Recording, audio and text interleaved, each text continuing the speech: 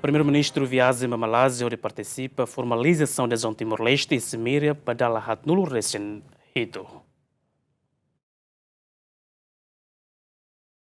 Primeiro-ministro Kairalassana Guzmão desloca para a Malásia, onde participa da cerimônia formalização da adesão Timor-Leste, no dar membro pleno ASEAN, Badala Sanulu recém-ida e a Semira ASEAN, Badala Hatnulu recém-rito. Tirazenda e a Ronulu recém-lima, fulang outubro, né? Primeiro-ministro se participa e a cerimônia abertura da Semira ASEAN, Badala Hatnulu recém-rito, no Semira Sira Nebe e a relação, participa da cerimônia apresentação prêmio ASEAN, no MOS assina declaração com a admissão Timor-Leste ba ASEAN. Participamos plenária Cimeira ASEAN Badala Hatnulu recém-rito, cerimônia entrega protocolo da rua para alteração acordo comércio Sasan ASEAN, participa retiro Cimeira ASEAN Badala Hatnulu recém-rito. Nunemos participa em Cimeira ASEAN Japão Badala Ronulu recém-walu, encontro líder Sira comunidade zero emissão ASEAN Badala Tolo, participa Cimeira ASEAN Índia Badala Ronulu recém-rua, participa Cimeira ASEAN Estados Unidos Badala Sanulu recém-tolo. E a Ronulu recém-rito fulang outubro, primeiro-ministro se participa e a cerimônia Sira Makanesson, encontro bilateral com a diretora-gerente Fundo Monetário Internacional, se ia recepção almoço no dar celebração admissão Timor-Leste, a nação membro ASEAN Badala Sanulu recém-ida, nebe organiza o primeiro-ministro Kairalassana Guzmão. E a Ronulu recém-walu fulang outubro, primeiro-ministro se participa e encontro bilateral com o honorável Christopher Lawson, primeiro-ministro Nova Zelândia Nien,